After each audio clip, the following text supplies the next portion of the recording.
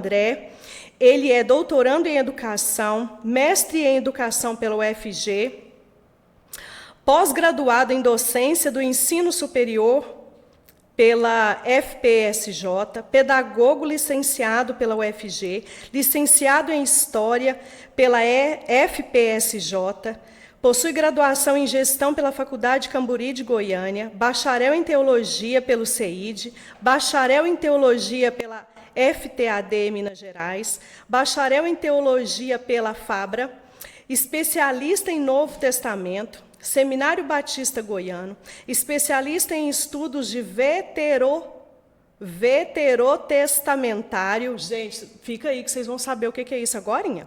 Com ênfase na língua hebraica. IFTEG, pesquisador acadêmico na área de educação, escritor, bispo ordenado pela Igreja de Deus no Brasil, servidor público atuando como professor. Palmas para eles, né, gente? Muito obrigada por aceitar estar aqui conosco no CEIDcast, Bispo Tiago. Pessoal, para mim é uma honra, graça e paz a todos. Nós estamos aqui hoje para falar de um tema que é de extrema relevância para a nossa atualidade. A reforma protestante ela tem um peso histórico para nós cristãos.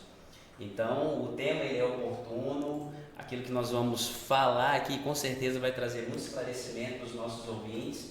E para mim é um prazer estar aqui no CEID, considero a minha casa, né? Eu estudei aqui quando eu tinha 17 anos de idade. Uau! Eu entrei no seminário com 17 anos de idade.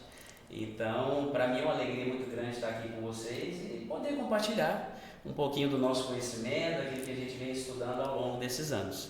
Maravilha. Então, pessoal, falando sobre a reforma protestante, uma figura que fica muito em evidência, mas não é somente ele, é Martinho Lutero, certo, bispo? Exatamente. Quando a gente fala de reforma protestante, a primeira coisa que vem na nossa mente, ou o primeiro personagem é Martinho Lutero. Sim. Mas existem alguns pormenores, né? Existe uma linha histórica que a gente traça para poder compreender, para poder realmente trazer clareza o que foi esse movimento da reforma, que na verdade ela tem o seu primeiro nome de reforma religiosa. Sim. Né? Posteriormente é que vai assumir o nome de reforma protestante. Mas para a gente entender isso é preciso fazer um traçado, um caminho histórico para compreender os pormenores dessa reforma. Então, vamos abreviar um pouquinho para o nosso telespectador, para aquele que está ali acompanhando, e a gente espera que você esteja, de fato, com o coração aberto para aprender. Isso aí, vamos lá então. Olha só, pessoal, como que funciona para a gente entender isso do ponto de vista teológico, do ponto de vista filosófico, do ponto de vista histórico, do ponto de vista econômico e do ponto de vista religioso, que era o que estava acontecendo na época. A gente vem de alguns séculos, de alguns acontecimentos. Para eu entender o eclodir da reforma protestante, que é o boom lá em Lutero, eu preciso traçar essa linha. Essa linha ela vai sendo traçada a partir do século I. A gente tem lá no princípio da igreja, dentro da disciplina que nós até trabalhamos no seminário, que é a eclesiologia, de tentar entender o surgimento da igreja, a gente tem um marco, ou pelo menos alguns marcos importantes. Primeiro marco importante, a gente entender o período da patrística, que ele vem para trazer alguns esclarecimentos e trazer luz a alguns questionamentos filosóficos, teológicos que estavam surgindo na época. Então a gente tem ali do século I até meados do século V, VI, um pedacinho do VII, esse período que nós chamamos de patrística, mas ele é mais forte nos 4 primeiros séculos, onde a gente vai ter Tertuliano, Orígenes, Inácio, Policarpo e o principal deles, que é o cabeça da patrística, que é Agostinho, ou aquele que nós chamamos de Santo Agostinho. Sim. Então, a partir de Agostinho, nós vamos ter uma discussão teológica, filosófica, que ela vai incorrer em um âmbito filosófico. Por exemplo, Agostinho ele vai tentar colocar isso numa balança do ponto de vista platônico-teológico, ou seja, a filosofia grega com o pensamento teológico. Eles vão tentar trazer um equilíbrio de pensamentos entre religião e entre razão. E é nesse período que a gente vai ver alguns defendendo a apologética, a própria palavra já é a defesa da fé, tentando mostrar a iminência da igreja, a importância da igreja nesse período. Pouco antes, ou meados desse processo, a gente vai ter o primeiro concílio importante na história, que é o concílio de Nicéia. Então, ali no meio para o final do século IV, a gente vai ter o concílio de Nicéia, onde nós vamos ter uma mistura, uma miscigenação do clero, da igreja com o Estado. Certo. Aí a gente vai ter Constantino fazendo parte da igreja. Aquele que até então era avesso à igreja, ele passa a fazer parte da igreja. E a partir desse momento, começa a surgir algumas demandas da igreja. E são essas demandas que é importante a gente compreender. Porque esse período denominado a patrística, ele vem justamente para trazer esse esclarecimento do ponto de vista filosófico platônico em relação ao ponto de vista teológico que os pais da igreja vinham traçando. Então esse primeiro concílio ele vem para marcar isso. Sim. E vem para fazer essa junção de Estado e igreja. Mas no outro século, que é o século V, a gente já vai ter um outro concílio, que é o concílio da Calcedônia, que também tem a sua relevância. Por que o concílio da Calcedônia ele é importante?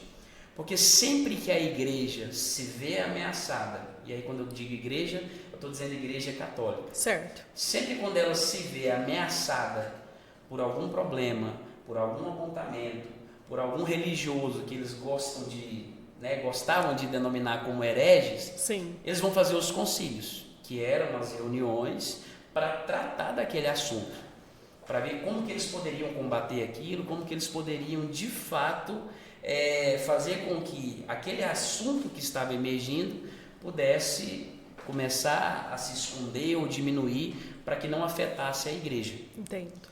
Dentro desse período histórico, só para os nossos ouvintes entenderem, para a gente chegar na Reforma Protestante. Sim. Passado esse período, a gente inicia um recorte histórico, a gente vai ver isso dentro do período histórico. Qualquer livro de história secular, a gente vai ter um período lá chamado período grego-romano. A gente inicia um período de 1000 anos, ou quase 1000 anos. É o período que nós vamos chamar de Idade Média. A partir do ano 476 da era cristã, se abre um novo movimento histórico que nós vamos conhecê-lo como Idade Média. Esse movimento da Idade Média, ele vai do ano 476, como eu falei, até o ano de 1453, que é o fechamento, o fim, historicamente falando, do período da Idade Média. Só que quando esse período da patrística ele é encerrado, surgem novas demandas na igreja. Sim. Novos problemas, novas dificuldades, novos pensadores. Na verdade, eu acho que esse sempre foi o espinho no pé da Igreja Católica, O tendão de Aquiles da Igreja Católica são as mentes pensantes. O espírito de liberdade para se pensar a respeito das coisas relacionado a Deus. Questionar para eles já era algo que eles não aceitavam, né, bispo? Não tinha conversa com a Igreja Católica. Sim. Principalmente a partir desse período que se inaugura a Idade Média.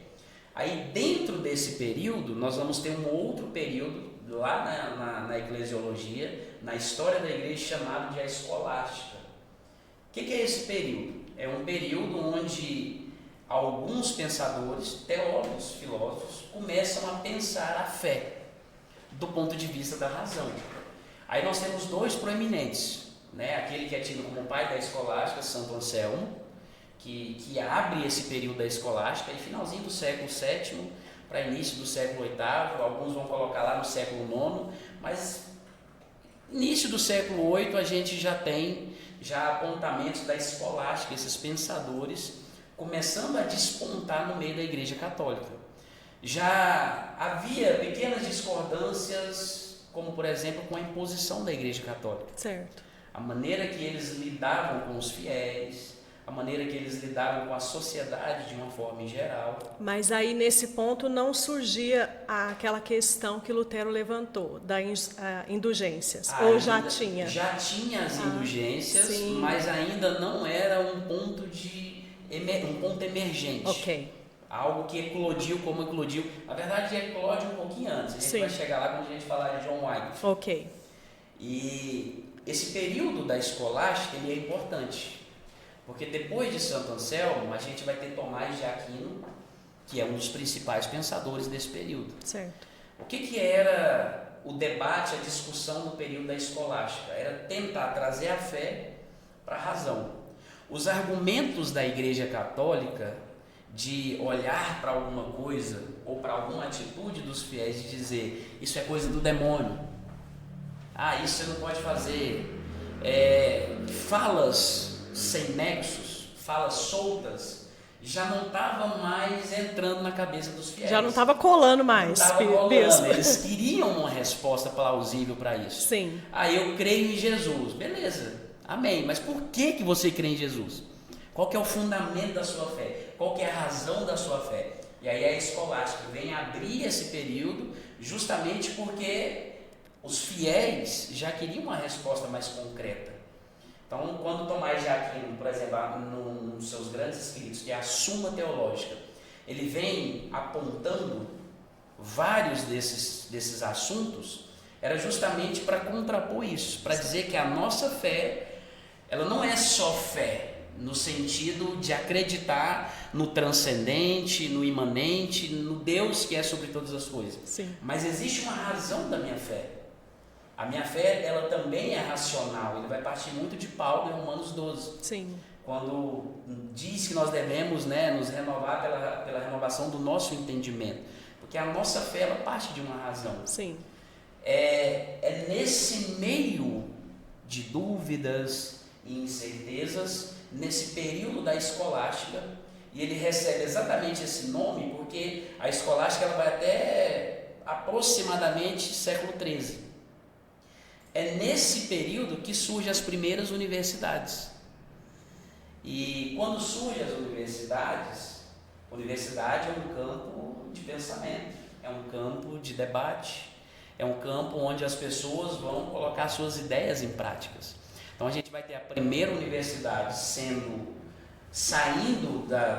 de um calabouço, certo, e vindo à existência. Por exemplo, a Universidade de Bolonha é a universidade mais antiga datada, ela data de 1088, alguns vão dizer de 1150, mas a data em que se começa os estudos na Universidade de Bolonha é 1088. Em 1150 ela inaugura o primeiro curso de Direito.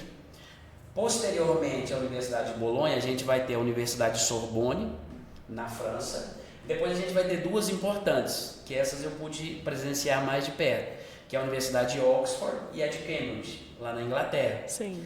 Então, esse período da Idade Média, já chegando no final da Idade Média, mas ali meados do século XII, XIII, começam a surgir as primeiras universidades, para dar exatamente resposta às dúvidas dos fiéis, às dúvidas da igreja, às dúvidas do clero. Os príncipes, a nobreza já não estava assim engolindo mais aquilo que a igreja estava impondo. Sim. Então essas universidades, elas vêm para começar a abrir um leque de pensamento. Porque toda reforma, na verdade, protestante, a partir de Lutero, ela vem de um abrir de mente. Ela vem de pensar sobre aquilo que a própria Escritura vai trazer com clareza a respeito da fé e das doutrinas. Então esse período, ele é muito fértil historicamente falando, e ele é importante para se entender o boom da reforma protestante. Sim. Esse eclodir da reforma, ele tem alguns contrapontos que vai caminhando paralelo. E é essa história paralela que ela é importante. Por exemplo, antes de chegar em Lutero, lá em Sorbonne, na França, a gente tem um pensador que ele tem uma mão na reforma, e ele é extremamente importante para a gente pensar sobre a reforma protestante. Pedro Valdo. O francês Pedro Valdo né? Depois a gente vai ter alguns seguidores que vai denominar lá de valdenses, século XII, final do século XII para início do século XIII, no meio das universidades. E o que era o ponto dele ali de levantar esse público, essas pessoas da época para questionar, para levar para esse ambiente de expansão de pensamento? Olha Bispo. só, tanto que isso é importante. Quando Pedro Valdo começa a pensar sobre esses pontos da Igreja Católica, Pedro Valdo era um comerciante da cidade de Lyon, comerciante rico, bem sucedido financeiramente. Ele pega toda a sua riqueza, doa aos pobres, se converte ao cristianismo e vive uma vida pobre.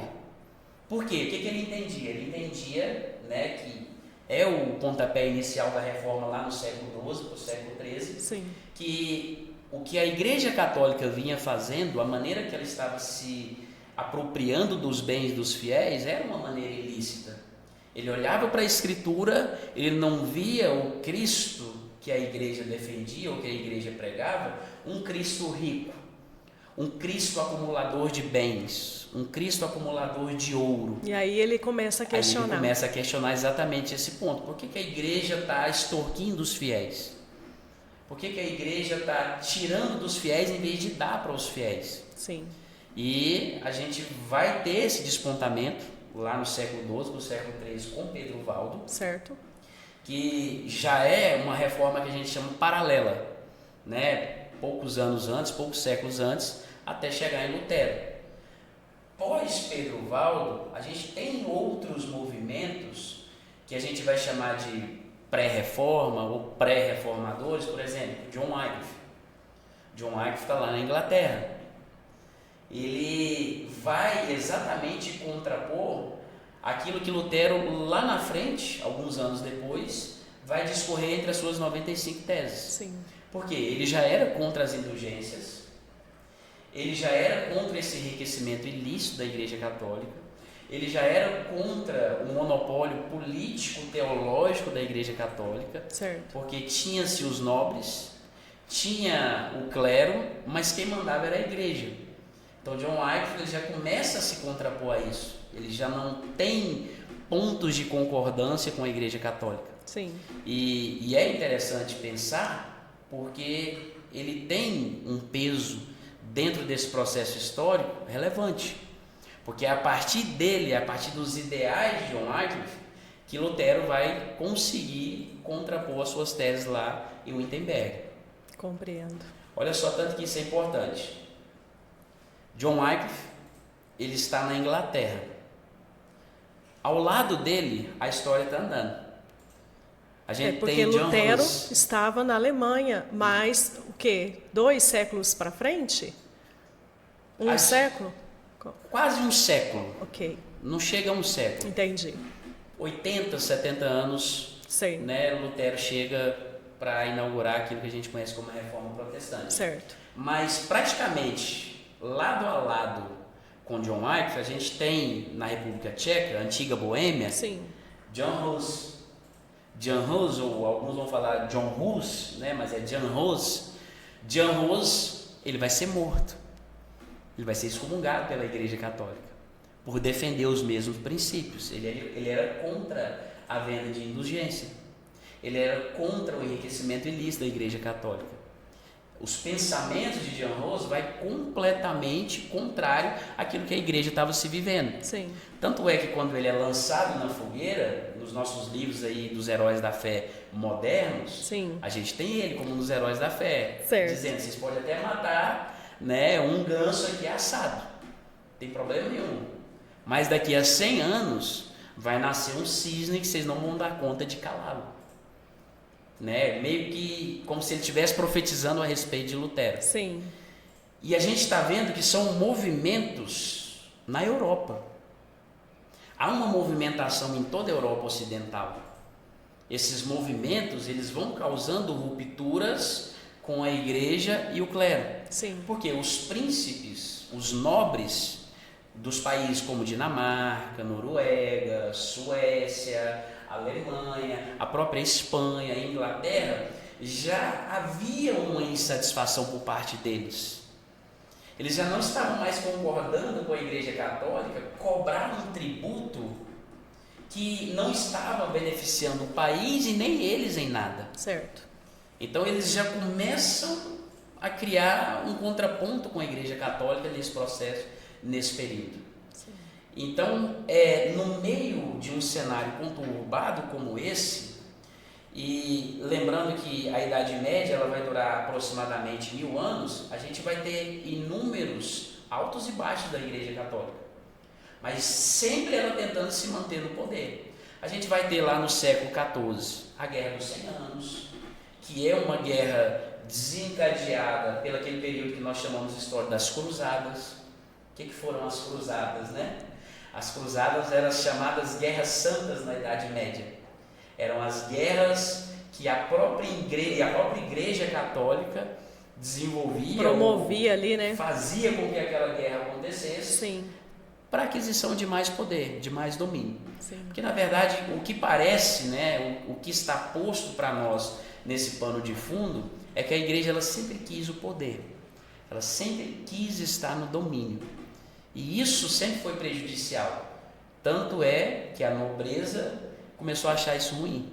Foi onde esses laços do Estado com a igreja começaram a ter pequenas rupturas, com Pedro Valdo, com John Hus, depois com John Wycliffe.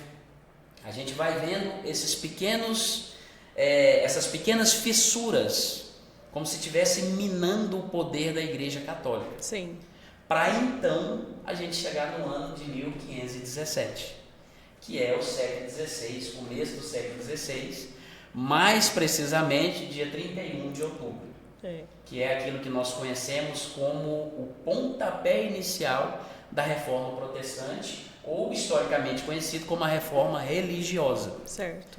É nesse período que a gente tem, né, o autor de mais proeminência na Reforma Protestante, ou pelo menos o mais conhecido por todos nós, Sim. Que é Martinho Lutero. Esse monge alemão, que até então não era nada de monge, Lutero era uma pessoa comum, como qualquer outra, e é interessante porque a história vai falar da vida dele, que Lutero ele tem um encontro com Deus a partir de uma promessa que ele faz. É aquela história da chuva, da tempestade? Exatamente. Entendi. A história da chuva, da tempestade. Lutero tá saindo da escola. Sim. Tá voltando para sua casa, né, para encontrar com seus pais. No meio do caminho começa uma grande tempestade. E essa tempestade, né, a história vai dizer, a biografia dele vai dizer que ele começa a ver vários raios, relâmpagos, né, reluzindo aí no céu, e ele fica com medo. Mas ele fica com medo quando um cai bem próximo a ele. Sim. Aí é onde ele faz uma promessa a Santa Ana. E se aquela chuva cessasse, se aqueles raios parassem, né, ele viveria a vida dele para o Senhor. Sim. Né, ele procuraria lá um mosteiro e ele se tornaria um monge, um padre, como foi o que aconteceu. De fato, ele cumpriu com a sua promessa. Ele se abdicou da sua vida secular e passou a ter uma vida devota ao Senhor, uma vida devota a Deus. Sim. E é bom a gente olhar para a história de Lutero, porque do ponto de vista histórico, quando a gente traça essa linha histórica, alguns já me perguntaram, pastor, Lutero era velho? Não, Lutero era novo. Lutero ele se torna doutor em Frankfurt com 29 anos de idade.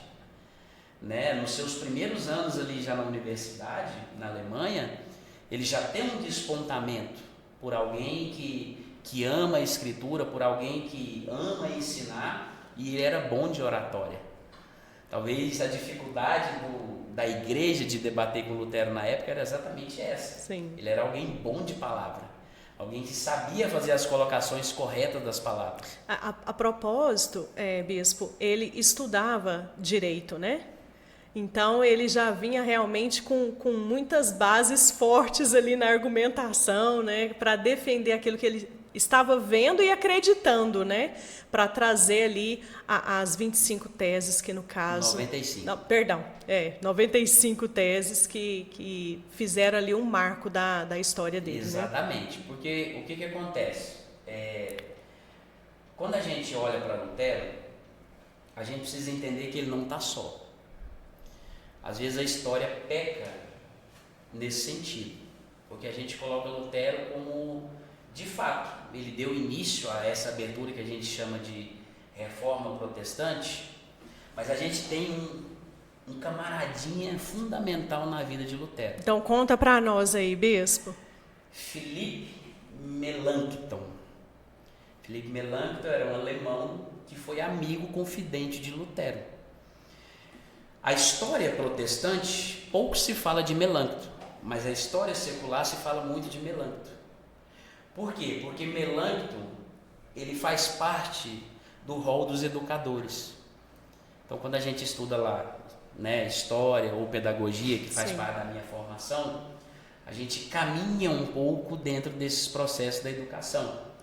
E Melanchthon, ele está lá como um dos educadores, ou como o preceptor germânico, né, o educador da Alemanha. A gente vai ver que ele vai se tornar reitor da universidade da qual ele se forma, e Melanchthon, ele tem um peso extremamente grande na vida de Lutero, por ser confidente pessoal e principalmente pós-morte de Lutero, porque ele é o principal divulgador, difundador daquilo que Lutero vinha falando, das 95 teses. Interessante. Então Melanchthon, ele está inserido nesse processo e olha só, pasmem vocês, tanto que isso é importante. A gente defende hoje uma educação pública, igualitária, de qualidade, gratuita para todos. Sim. Era a proposta de Melanchthon. Olha que incrível. Em 1521, 1524, essa já era a proposta de Melanchthon. Mas não só isso. Ele tinha um diferencial nesse defender da educação. O diferencial dele é que ele defendia uma educação alegre. Para ele a educação tinha que ser alegre, mas também de qualidade. Sim. Porque quando a gente olha para os escritos, para aquilo que nós temos em mãos do ponto de vista histórico, sim, parece que ao longo dos anos vai se perdendo a qualidade. As pessoas vão ficando muito superficiais, muito rasas. E Melanchthon não, ele defende que a educação, ela tem que ser pública, ela tem que ser gratuita, ela tem que ser de qualidade, mas ela tem que ser alegre. Então o educador, ao fazer aquilo, ele precisa ter aparatos, ele precisa ter meios, sim, que ele faça aquilo com alegria. E aí parece que é o contrário do que eu vivo hoje. A gente está no meio acadêmico, né, igual nas escolas que eu dou aula, às vezes a gente... De vez em quando você pega um professor reclamando da vida, falando que a educação está muito defasada, que não tem suporte, que não tem ajuda. Aí a gente olha para esse processo histórico e percebe que, por exemplo, se a educação ela precisa ser desenvolvida com alegria, que era o que Melanchthon defendia, sim, parece que os professores estão na marra ali dando aula. E não é para ser assim, porque na verdade a docência ela é prazerosa. O ensinar, ele precisa ser prazeroso nas nossas vidas.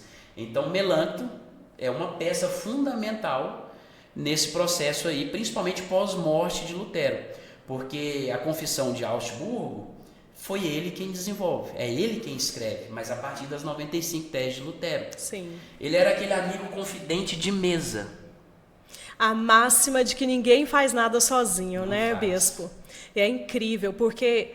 O detalhe da situação, eu estou aqui encantada recebendo realmente a aula aqui do professor, né? Porque nós não enxergamos tamanhos detalhes. E para chegar-se na reforma protestante, é como o senhor bem disse, né? Existe todo um contexto ali por trás até que chegasse naquele ponto, né? Mas falando hoje, bispo, o que a reforma protestante traz para nós, seja como construção, como o senhor disse na questão da educação, o que ela reflete hoje, depois de 507 anos, o que a gente pode trazer, né, dessa reforma, desse movimento que aconteceu ali, com tantas pessoas envolvidas, mas tendo ali peças-chaves que foram para nós, que conhecemos um pouco da história, o protagonista Lutero, mas que o senhor bem está trazendo para nós aí grandes nomes importantes, mas o que isso interfere na nossa vida hoje? Olha só, tanto que essa pergunta ela é pertinente. Para a gente contextualizar isso para os nossos dias, contemporaneizar isso, é importante a gente fazer esse desfecho lá da Reforma Protestante, para a gente chegar aqui na nossa atualidade e pensar essa questão. Será que a gente hoje estamos vivendo essa reforma ou não? A gente tem Lutero como precursor dessa reforma, ali no ano de 1517, de 31 de outubro, por sinal, amanhã, né, 507 anos da Reforma Protestante. Lutero, pasme, ele não quis ofender a igreja, porque às vezes as pessoas leem as literaturas e acham que quando ele coloca lá na porta, né, do castelo de Wittenberg, da igreja, sim, as 95 teses, é uma afronta. Acha que ele está agindo de forma arrogante para com a igreja, mas não é. Aquilo era uma tradição dos estudiosos da época. Porque como um homem pensante que era, né, estava, pode-se dizer, chamando os líderes para um debate. Os teólogos, os filósofos, sim, os universitários, porque as universidades já estavam emergentes ali naquele período. Sim. Então, quando ele coloca as 95 teses, ele não queria sair da Igreja Católica. Muito pelo contrário, ele queria repensar aqueles 95 pontos.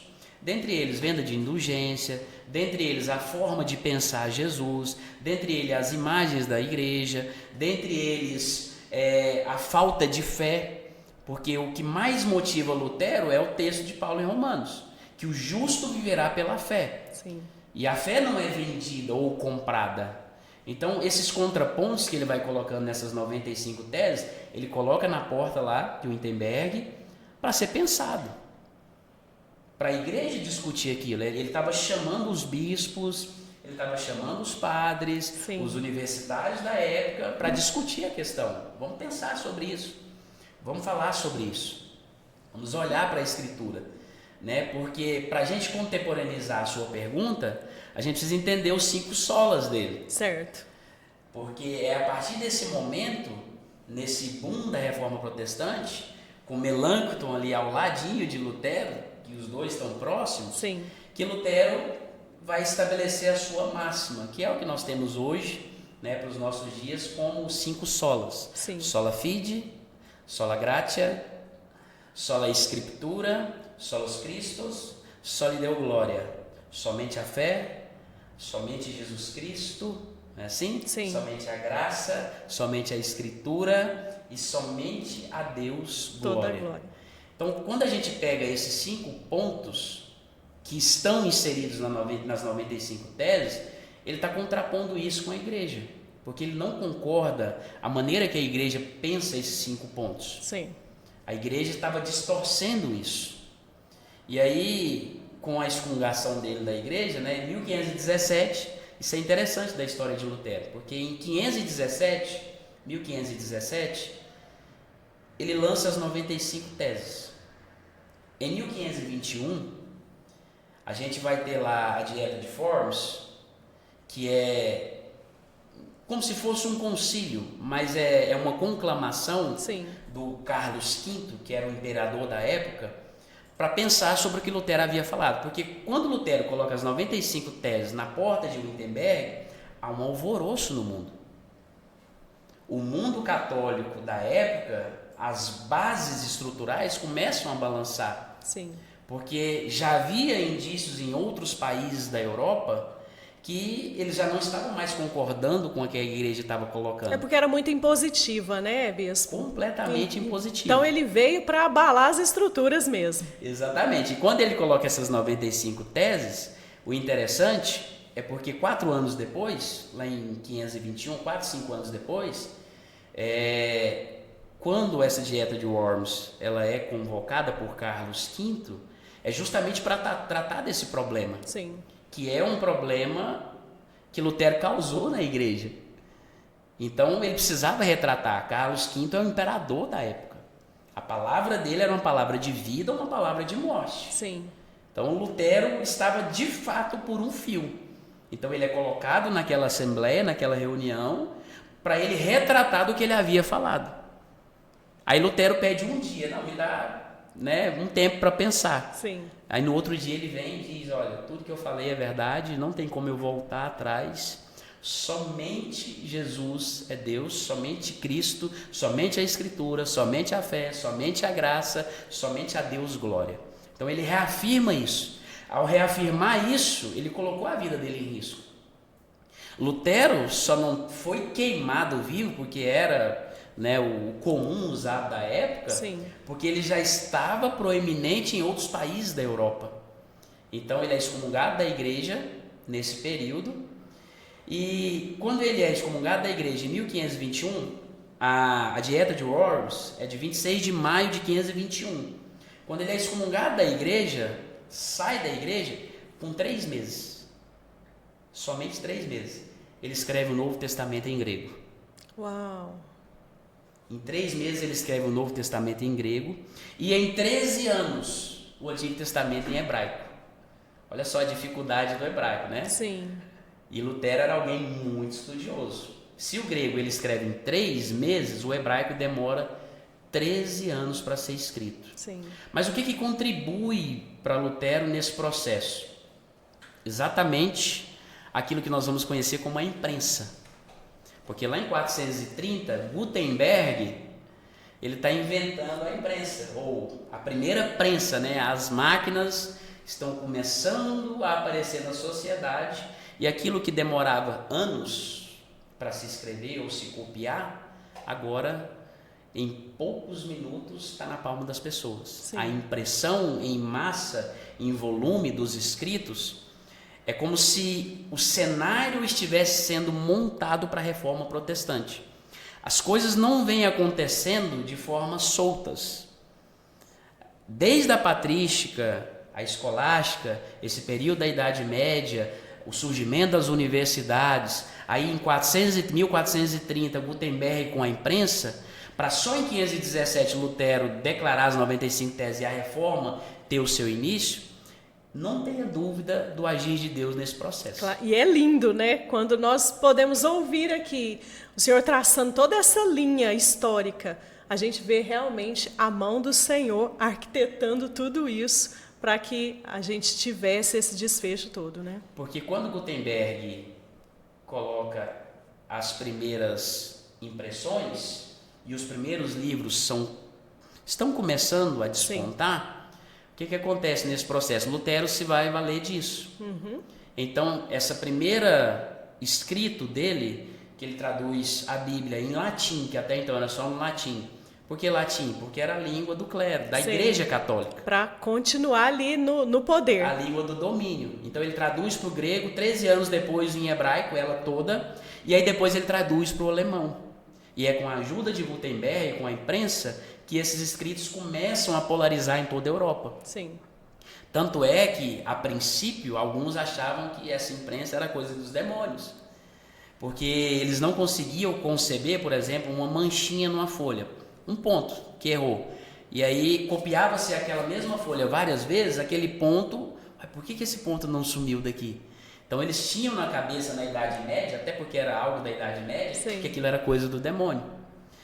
Então, pós esse período aí, a gente vai ter Lutero saindo de cena, aí João Calvino entra em cena, Sim. que é um outro aí, a gente chama da segunda geração da Reforma, né? Calvino entra em cena na França, depois ele vai para a Suécia, para a Suíça, e a gente começa a ver, por exemplo, Calvino, Zwinglio, que são pensadores importantes. Por quê? Porque a partir de Lutero começa-se a expandir para as regiões, para os países nórdicos, Noruega, Suécia, Finlândia, esse pensar de Lutero, essa hegemonia da Igreja Católica, ela começa a entrar em ruptura. Já não tem mais esse poderio da Igreja Católica. Sim. Para contemporaneizar, né, trazer para os nossos dias. Só pegando o gancho aqui, temos pergunta. Qual que é a que foi feita aí? Como perpetuar a reforma hoje? A primeira. E a segunda está ligada a essa também, que é qual a importância da reforma protestante para os dias atuais? Então, está bem associada a pergunta, né, trazendo para os nossos dias, né? Exatamente. O nosso professor, mestre, doutor, vai nos trazer todo esse conhecimento aí agora. Com certeza. Vou fechar esse panorama histórico e entro na nossa atualidade, trazendo Sim. aqui para os nossos dias a questão da reforma. Certo. Com Calvino, com Zwinglio, a reforma ela começa a tomar outros ares e começa de fato a balançar os limiares, né, as estruturas da Igreja Católica. O que vai acontecer? Exatamente no ano em que Lutero termina de escrever o Antigo Testamento em hebraico. Ele escreve o Novo Testamento com 3 meses, isso no ano de 1521. Em 1534, 13 anos depois, ele termina de escrever o Antigo Testamento em hebraico, para assim então traduzir toda a Bíblia para o alemão e depois difundir com a imprensa de Gutenberg. Certo. A partir desse momento, em 1534, a gente tem um movimento que eles vão chamar lá dentro da história de uma contra-reforma. Por que a partir de 1534? Porque é quando Lutero exatamente termina de escrever o Antigo Testamento em hebraico e vai traduzir toda a Bíblia para o alemão, Sim. que Inácio de Loyola, a mando do Papa, ele vem para criar um grupo que nós conhecemos muito bem aqui no Brasil, chamado de jesuítas. Então, Inácio de Loyola, que serviu no exército lá, na Espanha, ele vem, né, de uma vida militar, e aí ele se converte ao catolicismo, ao cristianismo, e ele vem exatamente para trazer alguns elementos, algumas ideias, que a Igreja Católica estava tentando reafirmar, como, por exemplo, a autoridade do Papa iminente. Não podia ser questionada a autoridade do Papa. Como, por exemplo, a questão da Inquisição ou das vendas de indulgências. Então, eles vêm para tentar estabelecer esses pontos emergentes que têm sido pontos de discussão nesse processo histórico. Certo. Então, uma maneira da Igreja Católica tentar barrar foi criar a Companhia, né, de Jesus, ou mais conhecido como os jesuítas. Uhum. Como eles não conseguem isso na Europa, porque na Europa a reforma está instaurada. A informação já foi difundida, o conhecimento já estava sendo imprensa, experimentado. Né, o podcast da época, Sim. a imprensa da época, Sim. fez com que os escritos sagrados ficassem na mão do povo. Não só mais no latim, nem no grego e no hebraico, mas na sua própria língua, no seu próprio vernáculo. E isso é que foi a importância da imprensa para os dias da reforma protestante. Sim. Então ela traz essa relevância exatamente porque agora o suíço vai ter a Bíblia na sua língua, o alemão vai ter a Bíblia na sua língua. E isso vai criando essas fissuras no domínio católico. O que acontece paralelo a isso? E aí a gente já traz para responder essas perguntas.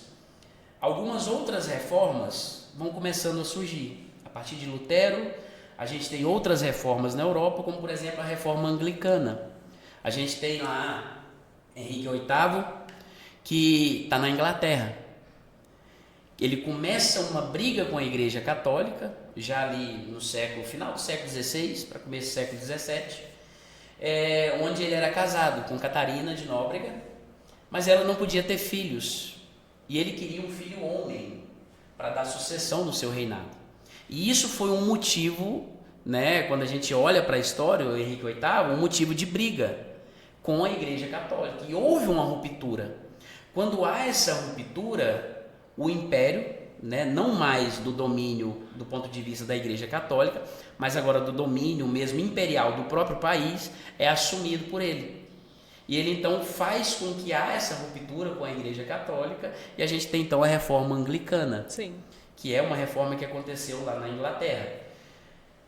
Meados disso, no desencadear de todo esse processo histórico, a gente vai andando nos séculos, e aquilo que havia sido criado lá no século XII, que são as universidades, o lugar de pensar, né? Tanto é que Melancto, que era companheiro de Lutero, Melancto falava, uma das máximas dele é: não tenha medo de pensar, porque a Igreja Católica, ela privava os pensamentos. Então, com essa difusão aí da imprensa, né, potentora desse poder, ela queria queimar os escritos, nada que viesse de Lutero ou de seus companheiros era aceito, e a reforma vai desencadeando, e a gente vai tendo alguns movimentos paralelos a isso em toda a Europa. Os anos vão passando, a gente vai ter, por exemplo, lá, a Revolução Industrial, a Revolução Francesa, e antes que aconteça a Revolução Industrial e a Revolução Francesa, um movimento que é extremamente importante para a gente pensar, que é o Iluminismo, né? O momento do boom das mentes pensantes, talvez o momento mais prejudicial historicamente falando, né? Vamos dizer assim. Por quê? Porque é nesse período do Iluminismo que a gente vai ter inúmeros pensadores, e os pensamentos vão divergir em muitos aspectos, principalmente relacionados a assuntos filosóficos teológicos. Sim. A base do Iluminismo é questionar de fato a fé, questionar de fato a Bíblia, o teocentrismo, né? Ele começa a dar lugar para o humanismo e para o antropocentrismo nesse período aí do Iluminismo. Sim. E tudo isso vai fazer com que esse período que nós chamamos de Idade Moderna, ou período moderno, que é esse período contemporâneo a nós, vai fazer a gente pensar sobre a Reforma Protestante, que é exatamente as perguntas aí dos nossos ouvintes e a sua pergunta. Sim. Qual a relevância disso para nós hoje? Qual a importância da Reforma Protestante para os nossos dias? Eu costumo pensar nessa linha histórica em dois grandes períodos. Para nós, cristãos protestantes, evangélicos, Sim. pentecostais. Sim. Eita glória! Vou trazer para o nosso lado. Sim. Primeiro grande período, o Pentecoste. É um marco na história Da igreja primitiva. Sim. E para nós que somos pentecostais. Ô, glória, com certeza. E o outro grande marco que vai acontecer praticamente 1500 anos depois é a Reforma Protestante, que é um divisor de águas na Idade Moderna. A gente está saindo da Idade Média, 1453, poucos anos depois, 1517, a gente tem com Lutero e as suas 95 teses, a abertura da Reforma Protestante. Então isso é um marco. A reforma ela acontece por quê? A reforma acontece por uma insatisfação de pegar as Escrituras, de ler e de ver o que o Papa está ensinando, o que a igreja está ensinando, o que a sociedade está vivenciando. Parece que não tem nada convergindo ou corroborando com aquilo que a Escritura diz. Vamos repensar isso. Vamos começar a estudar novamente as Escrituras. Por isso, um dos pontos de Lutero, só a Escritura. Então, somente a Escritura, somente ela, o nosso manual de regra de fé e prática, pode nortear as nossas vidas. Não a fala do Papa, não aquilo que a Igreja de Roma estava impondo sobre as pessoas, sobre os fiéis. Sim. Então, é nessa vertente de pensar que a reforma toma proporção. Para os nossos dias, tem nada de diferente. Nós estamos precisando, não de uma nova reforma, né? Alguns vão falar, nós estamos precisando de uma nova reforma. Não. O que a gente está precisando é voltar para a Escritura. O que a gente está precisando é voltar para Cristo. O que a gente está precisando é aceitar essa graça, essa fé de Cristo, de Deus em nós. É entender que somente a Deus a glória. Então, para os nossos dias, trazendo, contextualizando para o nosso momento, para a nossa época, a gente vive um liberalismo exacerbado. Inúmeras teologias liberais, inúmeras teologias aí do ponto de vista onde as pessoas podem fazer o que quiser, teologias da prosperidade, todas elas sem fundamentos bíblicos. Lutero nunca quis sair da Igreja Católica, mas ele quis que a igreja vivesse de fato aquilo que a Escritura diz. Sim. Com o tanto de informação que nós temos hoje na palma das nossas mãos, com o tanto de informação que os internautas, né, que as mídias sociais nos proporcionam, eu preciso ter cuidado com isso. Eu preciso aprender a filtrar. Eu preciso aprender a colocar diante das Escrituras tudo aquilo que eu ouço. Em outras palavras, eu preciso me tornar um cristão, um crente bereano. Aquela ideia lá de Atos 17. Sim. Né? Paulo estava lá verificar tudo. E os irmãos de Bereia tá vendo. Ah, não, tá certo. O que ele está falando realmente está aqui no Antigo Testamento. Sim. Então, para os nossos dias, nós não precisamos de uma nova reforma. Nós precisamos, na verdade, voltar ao primeiro amor. Sim. Voltar aos princípios mesmo voltar da palavra. Aos princípios, aos rudimentos da nossa fé. Sim. Né? Não remover os marcos antigos, como o salmista vai dizer. É isso que nós estamos precisando. Então, uma nova reforma? Não. Mas o que a gente precisa fazer é se debruçar mais nas Escrituras. É se voltar mais para as coisas de Deus. É pensar mais teologicamente. A partir da Escritura, A partir da Escritura. Porque o que a gente tem? A gente tem hoje frases soltas, e aí vocês vão compartilhar disso comigo, vocês que estão aí participando do podcast. A gente tem muitas frases soltas nas redes sociais, e na maioria delas sem fundamentos bíblicos. Não tem uma estrutura na doutrina bíblica. Sim. Que é o que Lutero muito questionava. O boom da reforma, a eclosão da reforma protestante é por esses questionamentos, é por não viver aquilo que a Bíblia está propondo para viver. Então, para os nossos dias, nós precisamos sim voltar para as Escrituras, ter a nossa fé enraizada no Senhor, entender que Cristo é o nosso Senhor, entender que somente a Deus seja dado toda a honra, toda a glória. Amém. E que nós alcançamos essa graça de Deus é pela fé. Sim. Nós temos que tomar posse disso. Então, essa reforma protestante que nós completamos amanhã, 507 anos, ela é mais viva do que nunca. Ela está mais lúcida do que nunca diante dos nossos olhos. Sim. Agora, o que eu preciso fazer é olhar para ela com seriedade. Eu não posso olhar para a reforma protestante e dizer, é algo que aconteceu lá no passado. Foi uma história da igreja que ficou. Não. Porque a partir dela nós temos igrejas luteranas, sim, igrejas presbiterianas, anglicana, né? Igrejas batistas, igrejas anglicanas. Sim. Várias denominações surgiram nesse período da reforma protestante. Sim. Então, ela tem um peso relevante para nós pensarmos do ponto de vista filosófico, histórico, teológico. Agora, eu não posso ser irresponsável de pegar com superficialidade a história da reforma protestante e dizer, não, é algo do passado, para nós não serve hoje. E que hoje esse podcast não teve nada de superficial, vocês viram aí, né? Extremamente relevante, né? A informações e conhecimento que eu estou aqui realmente refletindo sobre o quanto a gente precisa mergulhar em águas profundas, né? Nós estamos, Bispo, caminhando para o final e é claro que o assunto ele é extenso, porque fala-se de história, traz isso para a nossa atualidade. E o senhor, que é bispo da Igreja de Deus no Brasil, ali no Parque Santa Cecília, o que o senhor gostaria de deixar como mensagem, também como aluno, né? Já foi aluno aqui do CEID, né? Para os nossos alunos, para aqueles que nos assistem ou vão nos assistir, né? Essa mensagem na atualidade, além de voltar para as Escrituras, porque realmente nós precisamos fundamentar tudo, mas fique à vontade, né? Ou para trazer um projeto, o senhor mencionou antes da gente abrir aqui o podcast que tem um dia na semana na sua igreja onde é voltado realmente para o ensino, né?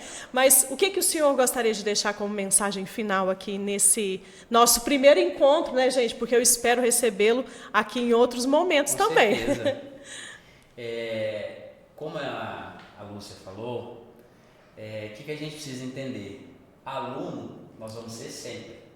Ninguém deixa de ser aluno, né? A nossa vida, ela está em constante movimento, a gente está em um processo de aprendizado contínuo.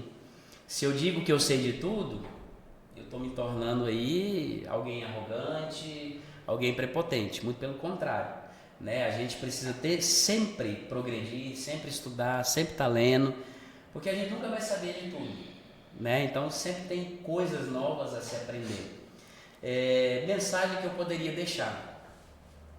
Eu vou fazer um acasalamento dessa mensagem. Maravilha. Vou colocar essa mensagem na balança. Por que eu vou colocar na balança?